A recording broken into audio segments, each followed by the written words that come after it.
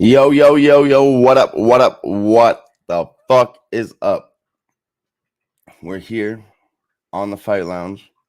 We're going to break down a couple things that are going on this weekend. Of course, UFC Vegas 99.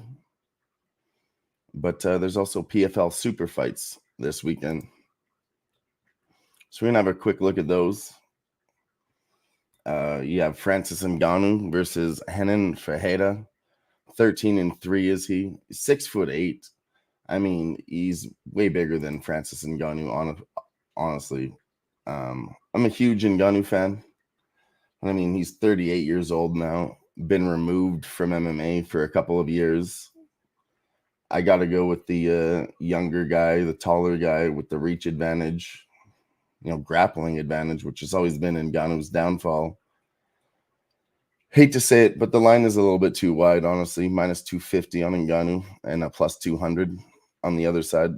It's a little bit too much, so I got to take a shot at the number and fade my guy, Francis. And there's Johnny Eblen versus Fabian Edwards. This line is way too wide to do anything with. I don't even want to put Johnny in a parlay, to be honest with you. It's like minus 500, minus 400, minus 350. Yeah, you had to take Ferreira plus 200 on the money line. I mean, this is a shot that you just have to absolutely take. And then, yeah, Johnny Eblen's minus 350. Christine Justino, better known, I should say, as Cyborg, up against Larissa Pacheco. I took this line, honestly, a few months ago, minus 120 when it opened up. It's up to minus 150. And yeah, I just think the same thing as the last fight. Cyborg's old. Larissa Pacheco's good all around. She's proven, tested. She's good. I think she's worth it at minus 150. Maybe not as a single, but we're going to talk about some parlays this weekend too. A little round robin action possibly. G likes Fabian Edwards, brother of Leon Edwards, obviously. He's plus 260 versus Johnny. And they do well against wrestlers and inside the distance. Yeah, I think somebody gets finished in that women's fight. I really do. And then AJ McKee. I'm taking AJ at minus 160.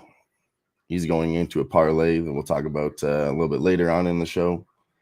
But yeah, he's definitely, I think he should beat Paul Hughes. Paul Hughes is from Cage Warriors, sorry. And it's just, yeah, not for me. But it is for G. I hope not. We'll see. And then Rafion Stotts, I think he wins. He's minus 700. I'm really not going to do anything with that. But I do think Rafion Stotts gets it done here. But yeah, that's really it. That's just a quick breakdown on those on that PFL card. Then we're going to get into UFC Vegas 99. Have the first fight of the night. Oh, there's a new one been added. Tariq Ismail versus Taha Bendaud. Haven't looked into that one. Can't really give you guys any information there. Oh, sorry, that's PFL, so hold on. Bear with me. UFC Fight Night. Here we go. Yeah, it's Robelis to Spain versus Austin Lane. I mean, he's too much. Again, can't trust him after what happened in the last fight, Robelis. So I'm not going to do anything with him. He's minus 400. He should get it done in round one. If he doesn't, he's probably going to lose. So maybe a live betting spot if that happens. That's really all I have to say about that one. I'm going to keep it pretty short here, honestly. A lot of women's fights on this card. 3 in a row we're going to talk about. Alice Ardelane versus Melissa Martinez. I think I got to go with Alice here. Yeah, G, it's got to be the round 1 KO or bust for that guy. It's really all he's going to do. I don't see him going very far in the UFC. I don't see him learning grappling and wrestling at his age, but he'll be exciting for a while, and they want him to be exciting right now. Yeah, then Alice Ardelane, she's got a little bit more experience than Melissa Martinez with 15 fights. Sure, she has 6 losses and 9 wins, but Melissa 9-1, getting tested against a veteran here. I got to shoot for the underdog in this women's fight. I'm going Alice Artelune. It's got to be done. And then Jessica Penne, she's just way too old for me to be able to even consider a bet. Realistically, you got to take Elise Reed. I mean, just fade the 41-year-olds. There's really not much else to say there. I think it probably goes the distance. Lots of women's fights have been going the distance this year. It's kind of been off the charts. So numbers are hella juicy for that. But I do think the veteran survives. Let's go to the next fight. Jocelyn Edwards and Tamiris Vidal. It's another one where I would take the more experienced girl and Jocelyn Edwards. She's been around 13-6 versus 7-3. Tamiris Vidal, I never really liked what I've seen from her when I watch her fight. Just haven't at all. Usually I'd like to take a women's underdog here, but I can't do it. I cannot do it. I think Jocelyn Edwards is going to have the better striking, probably stay at range. Tamiris Vidal gasses you guys. She's going to fucking gas. So if she does start winning in round 1, I'll be live betting Jocelyn Edwards also. And then we get to Contender Series guy Gene Matsumoto versus Ultimate Fighter Brad Katona. I don't mind this one from G. Jocelyn Edwards and Elise Reed in a parlay. Like I said, I think they both win. It's not bad. Let's get some quick numbers on that one. Elise Reed is -175. And then you can get Jocelyn Edwards at -275. And that will get you to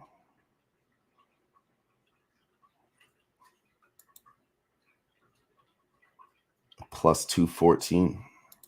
+115, sorry. But I did have in there a little sneak peek for tomorrow for you guys. Talk hockey pretty quick. +1.5 on the Rangers at -236. I'm going to be throwing that in some parlays. So that was just left in my bet slip, and I found it. So there's a little nugget for you guys. If you throw that in there, it's a +200 on the parlay. And I do think Rangers away on the puck line cover their spread, whether they're a dog or a favorite. I'm going to be riding that all year. But back to the fights. Like I said, Brad Katona versus Gene Matsumoto. It's a good matchup, but Canada hasn't done well lately. I'm going to continue to fade them. I don't know if this guy gets that far. I really can't trust him. SBG Ireland, don't like that gym at all. And I got to go with the Brazilian, Gene Matsumoto. He's a huge favorite here, so I'm not going to get cute with any props, try to chase him. I mean, he's 15-0 versus 14-3. I think he finishes this guy. Like I said, Canadians are tough, but I'm not going to get cute with a prop. But G likes Matsumoto by decision. And yeah, it's really, like I said, Canadians are tough. It makes sense. You could throw him in a parlay if you want to, but at that price, he's really not my favorite on this card. I only have a few that I'm picking, and we haven't got to any of them yet. And then you have next prelim up, Mateusz Nicolau versus Asu Almabayev. This is pretty much for contender spot in the flyweight division. Whoever wins this one gets to move into top 5. Probably 2 fights later, they'll fight for a belt. Mateusz Nicolau got kicked down a little bit lately. Asu Almabayev, he's coming up lately. So it's a perfect spot for them to meet each other, see who really deserves it. And I'm very tempted to take Mateusz Nicolau as a dog at +160. But I really don't like this guy, and I don't trust him as far as I could fucking throw him. And that's not very far. Not very far at all. Yeah, probably a decision too, G, yeah. Both these fuckers like to fight to a decision. And then let's see, we're starting off the main card. This one should be violence. I mean, it's set up for violence. Always is when you start off the main card. Darren Elkins, The Damage versus Daniel Pineda. It's a featherweight fight. And really, like, and I'm getting to him, I promise. I don't really have something locked in for this one either. Darren Elkins or Daniel Pineda. I would bet violence in this one, but both guys are fucking tough. Darren Elkins shows a lot of damage, like as is tattooed on his chest. But he really does. He's got a lot of scar tissue. This motherfucker's going to bleed. I'd have to lean towards Daniel Pineda. And Jake Hadley has a late replacement opponent versus Cameron Smotherman. It's a bantamweight matchup. Again, I'm not going to take Jake. He's a huge fucking dog. If anything, I'd take Cameron on the point spread here. This is my co-host here, Dabs. He couldn't make it tonight, but he likes this guy. He's from Houston. I imagine he wouldn't be taking a plus 350, but if you're going to do anything with this, you could take the point spread. Yeah, so I mean, I lean Elkins, but I mean, he's so fucking literally damaged. His name says it all. Then we have Charles Johnson versus Sumadarji. And this is one that I really like. I'm on Charles Johnson here. Sumadarji just hasn't been that impressive to me. Don't like him. I think Charles has the style to beat him. He always goes long. He's got energy. And I've seen this guy gas multiple times late in round 2, Sumadarji. He always gets beat the fuck up late in round 2 or round 3. So I think it's Charles. And he might even finish this guy. And if he does, I would bet on Sumadarji to survive. Maybe Johnson round 2, round 3. And then co-main event, Rob Font versus Kyler Phillips. I mean, it's Kyler Phillips all day for me. Rob Font, again, he's been around forever. Bantamweight is not a division for somebody who's 37, fastly approaching 38. Can't see it. Don't like it. It's got to be Kyler. I mean, he's minus 400. So it's a dirty parlay piece, but I do think he gets it done here. 12-2, he's coming up. Going to take Rob Font's number, get into the top 10. I can see it. And then the main event, I'm really excited for this one, actually. This should be a great fight. Michel Pereira versus Anthony Hernandez. I mean, both these guys have a style to put on a great fight. I think Michel Pereira is going to defend the takedowns from Fluffy, and this will turn into a bit of a striking match. And Michel's been a lot better at containing himself lately, fighting a lot better. He's on a huge win streak right now. I think it's let's see here. Won his last 8 fights. Yeah, he won his last 8 fights. And then on the other side, Fluffy's doing pretty well too, but I don't know. This guy, if Michel pushes a pace on him, I do think this guy will kind of slow down a little bit. I don't think he'll gas out like crazy, but I have seen him slow down before. So I think our guy gets it done, Michel Pereira. G likes it too. Let's go. The money line and Pereira inside the distance, and fight doesn't go the distance. It's all over this one. Yeah, like I said, I see violence in this one. Both these guys like to push a pace, and yeah, if Anthony gives up late, like I've seen before, I think Michel does start taking over that fight.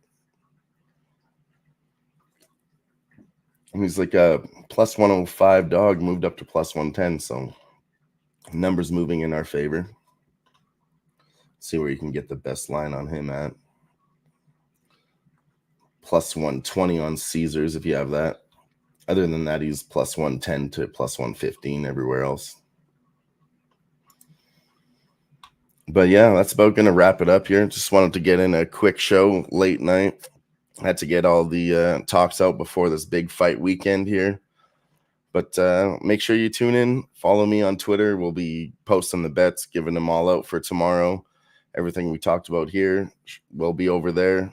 Maybe some will be missing. Unless you tuned into the show, you might not get it all. Who knows?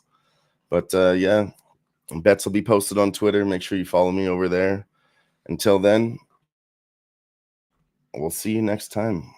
I think there's actually a break week, and we'll be back for UFC Edmonton, which is actually in my hometown.